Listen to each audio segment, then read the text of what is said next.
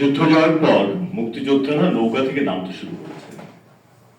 ওরা কেউ করেছে লুঙ্গি, কেউ ফুল প্যান্ট, কেউ বা হাফ প্যান্ট।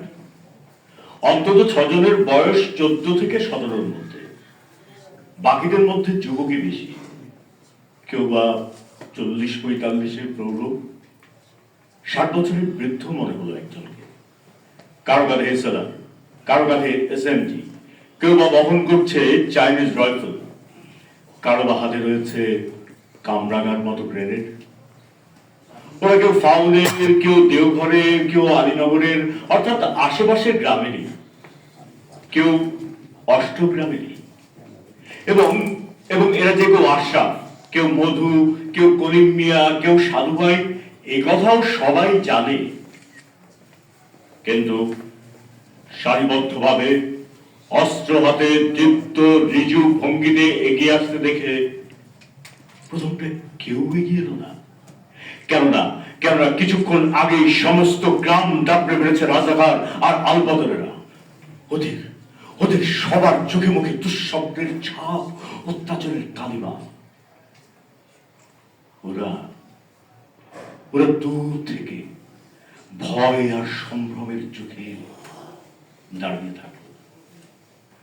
সকল মুক্তিযোদ্ধা তুলে উঠে এসে ওদের অস্ত্রগুলোকে এক জায়গায় জড়ো করে রেখে যখন সমবেত সকলের দিকে চাইল, তখন যুদ্ধকালীন সতর্কতার ছাপ ওদের চোখে মুখে এক বিন্দু অবশিষ্ট রইল না।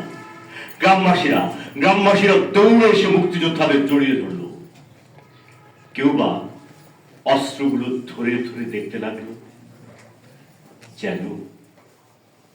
যেন চামেলির গন্ধ বুক ভরে টেনে নেবে।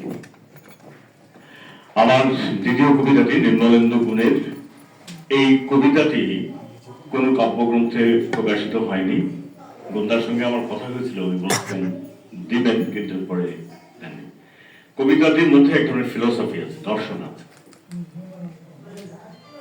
আমার নাম আমার মনে আছে, আমার বাবার নামও আমার মনে আছে, আমার দাদার নামও আমি জানি। কিন্তু কেউ যদি আমাকে আমার ঠাকুরদার ঠাকুরদার ঠাকুরদার ঠাকুরদার ঠাকুরদার নাম বলতে বলেন, তাহলে আমি বলবো তার আগে আমাকে এক গ্লাস জল দিন। জল পান করে দেহের শক্তি সঞ্চয় করে নিয়ে আমি বসবো এই ভাববো তিনি যখন ছিলেন, ছিলেন মানে কি, নিশ্চয়ই ছিলেন। তিনি যখন ছিলেন তখন নিশ্চয় তার একটা নাম ছিল। গাছের নাম থাকে, পাখির নাম থাকে, মাছের পর্যন্ত নাম থাকে, আর তার ছিল না? আমার মনে হয় তার একটা খুব সুন্দর চমৎকার নাম ছিল। কোন রং নেই, হয়তো মনে মনে সেই নাম জপ করতেন, হয়তো ভালোবেসে বেলি ফুলের মালা গেঁথে জলে ভাসাতেন তার নাম স্মরণ করে। আমি আমার দূর দূর দূর প্রজ্ঞামহের কথা ভাবতে ভাবতে কত কত বিচিত্র রাত যে কাটিয়ে দিয়েছি তার কোনো ইয়াদ নেই। অবশেষে কাল রাতে হঠাৎ আমার মনে হলো, আরে পেয়ে গেছি। তার নাম ছিল গগন। নামের সত্যতা পরীক্ষা করবার জন্য আমি ঘোর অন্ধকারে ঘর থেকে বাইরে এসে খোলা আকাশের নিচে এসে দাঁড়ালাম। আকাশে তখন একটিও তারা ছিল না, ঘন কালো মেঘে মোড়ানো ছিল আকাশের বুক। আমি সেই অদৃশ্য আকাশের দিকে তাকে চিৎকার করে ডাকলাম, গগন। হাজার বছরের স্তব্ধ নীরবতা ভঙ্গ করে তখন একটা অচেনা পাখি আমার মাথার উপর দিয়ে উড়ে গেল। আমি আগে কখনো এরকম পাখি দেখিনি তো, তাই প্রথমে একটু ভয় পেলাম। কিন্তু তার ডানার ঝাপটা আমার গায়ে এসে লাগতেই আমার গ্রীষ্মতপ্ত দেহখানি জড়িয়ে গেল মুহূর্তে। কি যে ভালো লাগলো আমার!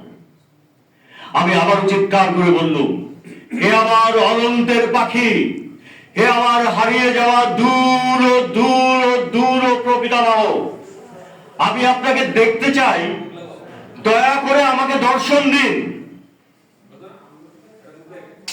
যেন হাজার হাজার হাজার হাজার বছর পরে তিনি তার বুক খুলে ঠা ঠা শব্দে বজ্রের লণ্ঠনটা জানান।